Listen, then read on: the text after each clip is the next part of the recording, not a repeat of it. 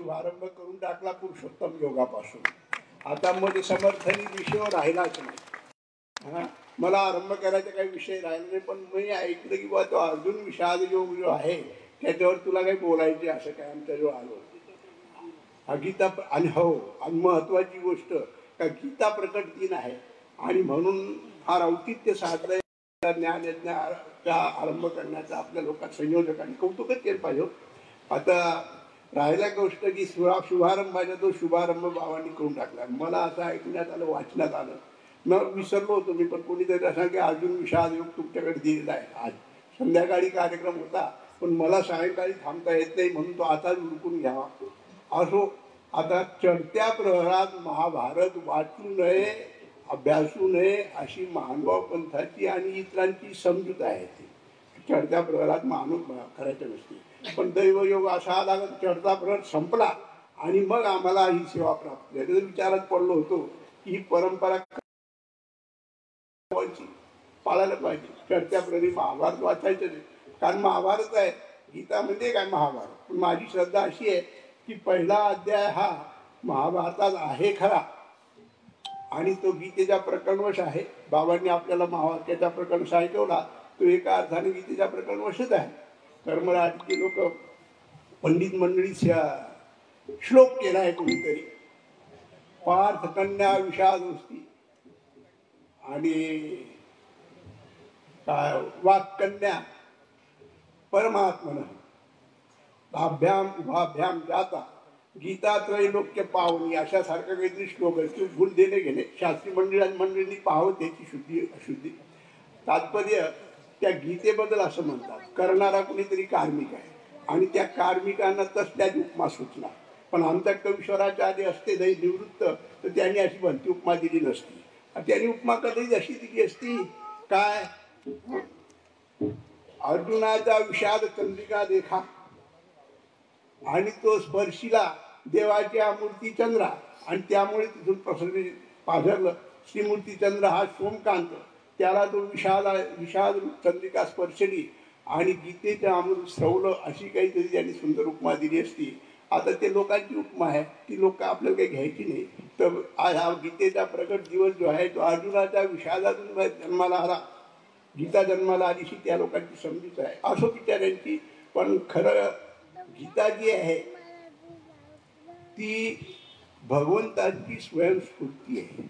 कोणाला तरी निमित्त करायचं आणि हे ज्ञान सगळ्या विश्वासाठी प्रगट करायचं ही भगवत प्रवृत्ती. गीता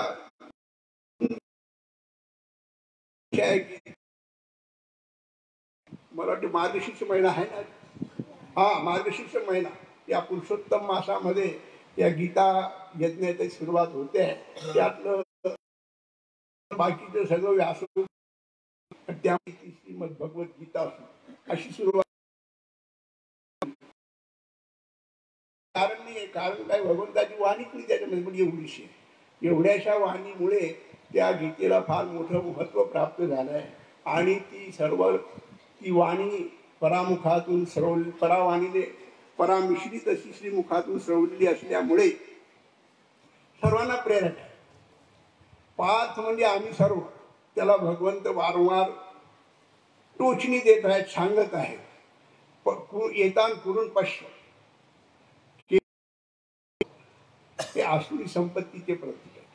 गुरु म्हणजे कौरव, ते आसुरी संपत्तीचे प्रतीक आहे. नावही तसली इत्यादी जी नावं आहेत त्यांची नावही तसलीच आहेत. मग हे सगळे आसुरी संपत्तीचे प्रतीक आहे. पार्थ अर्जुना, मी आम्हा सर्वांना म्हणताय, वाद म्हणजे म्हणत आहे, सांगत आहे, येतान करून पश्य, तुला या संसार रूप रणांगणामध्ये, ते रणांगण नव्हे, ते संसार हे ते रणांगण, या रणांगणामध्ये या कुरूंशी झुंजायचं आहे. कोणत्या कुरूंशी नाही, इथले कुरु काही वेगळे आहे. इथले कुरु जे आहेत ते आसुरी संपत्ती ही इथले कुरु आहे.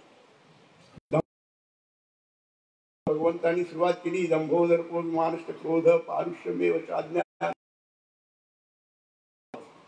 भगवंतांची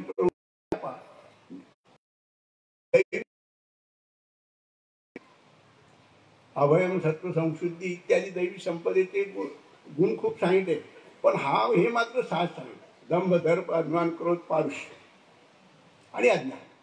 7 होतात. दर्प, अभिमान, क्रोध, पारुष्य आणि अज्ञान.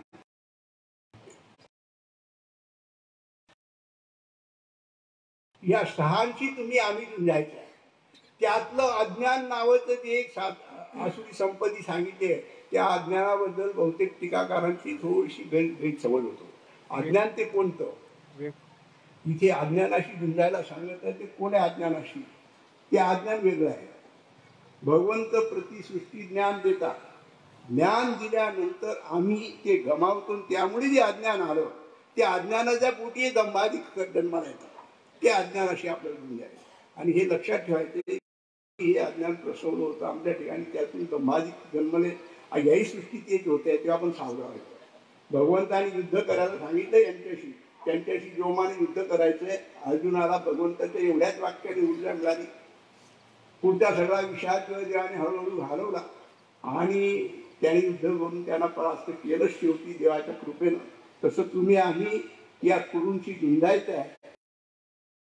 त्यात सांगत आहे की या कुरूंना तुम्ही पहा, म्हणजे त्यांच्याशी युद्ध करा. नुसते पाहणे, पहा म्हणण्याचा अर्थ त्यांच्याशी चांगल्या प्रकारे झुंज द्या आणि विजयी व्हा.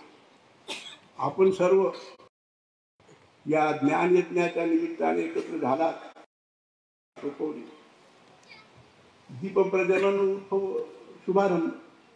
आता ते दीप प्रज्वलन करत असताना ती वाद काही राहिली, विजय राहिली. चक्रपाणी मागं होतो माझ्याजवळ. तुम्ही मनात म्हटले की राहत नाही, त्यांनी आयडिया केली आहे. तुमच्या भाषेत आयडियाच म्हणायला पाहिजे. ते सगळ्या वाती एकत्र केलं ते जळायला लागलं. आणि त्यावेळी मनात म्हटलं विजली तर विजली जाऊ द्या. या कार्यक्रमाचा आरंभ खरा ध्वजारोहणाने झाला आणि ते ध्वजारोहण साक्षात भास्कराने केलाय ना.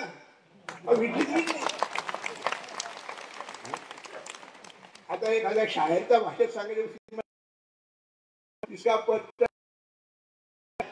भाषात खरं आहे. म्हणून काय सुरुवात तिथून झाली ती विजली. पुढे मल्लपूत घाटाला आमचे स्नेही जुने अष्टाक्ष बाबा होते. आता बाबांचं पहिलं नाव होतं चक्रपाणी. आता चक्रपाणी जिथे फीत कापतोय, उद्घाटन करत आहे, तिथे सर्व आलवेल असणार, काही काळजी करण्यासारखं नाही. त्यानंतर या कार्यक्रमाचे खरे अध्यक्ष बाबा आहेत. आम्हाला मान दिला हे त्यांचं फार मोठेपण आहे. खरे पदसिद्ध अध्यक्ष पाहिल्याबरोबर म्हटले काय चाललंय बाबा बसा, पण बाबा ऐकत नाही, जबरदस्ती मला बसवता दिसत. खरे पदसिद्ध अध्यक्ष या कार्यक्रमात ते आहे आणि त्यांच्या मुखातून तुम्हाला ऐकायची आहे. मद्भक्ता यत् गायंती तत् तिष्ठामि नारद, अशी मुक्ती पुराणामध्ये की मी योग्यांच्या हृदयात नाही, वैकुंठादी स्थानांमध्ये नाही. मी काय म्हणशील तर जिथे माझे फक्त माझे गुणगान करतात आणि त्या परमेश्वराचं यथातथ गुणगान आपण सगळे ऐकणार आहात. तिथे परमेश्वराची तिथे साक्षात उपस्थिती आहे. उपस्थितीची काय गरज असते, पण आपण लोकांनी मान दिला. फार आनंदाची गोष्ट आहे की हा कार्यक्रम सुरू झाला आहे. इथून पुढे भगवंताचे इथे अधिष्ठान राहो, सतत लक्ष राहो. आणि एक महत्वाचं सांगायचं की बाबांनी फार चांगलं केलं.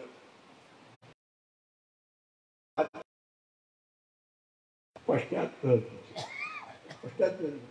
5 वाजता ज्यावेळेला भगवंत आपल्या भक्तजनांना निरूपण करतात, अशा वेळी ज्या वेळेला परमेश्वराचं लक्ष असते, अगदी दुराचार्याहून दुराचार्याची भगवंतांना त्यावेळेला सय असते. सय कुणीच भाषा आठवण असते. तर अशा काळी ती धर्मवार्ता तुम्हाला ऐकायला फार सगळ्यात उत्तम मला आवडलं. हे इथला कार्यक्रमाच्या सुरुवात हे पाहत असताना सर्वच उत्तम आहे ना, त्यातलं त्यात उत्तम आहे. सगळ्यात वाईट गोष्ट मला वाटली ती आम्ही इथे बसलो. हे कार्यक्रम भगवंत यांच्या कृपा दृष्टीने शेवटाला समर्थ आहे. त्यांना प्रार्थना करावी लागत नाही. आपणा सर्वांना त्याचा खूप लाभ हो. याच्यात आपल्यामध्ये असलेली भक्ती सतत वृद्धिंगत होत अगदी शुक्लेंदुवत वाढत राहो ही भगवंताची चरणी प्रार्थना करून आपण शुभेच्छा व्यक्त करतो तुम्हा लोकांना, बाबांसाठी, साधू संतांसाठी, तुम्हा श्रोत्यांना. सुसंगती सदा घडो, सुजन वाक्य कानी पडो, कलंक मतिका जडो, विषय सर्वथा नावडो, सदंग्री कमळी जडो, मुरळिता हटाने अडो, वियोग घडता रडो, मन भवचरिती जडो, सर्वज्ञ श्री चक्रधर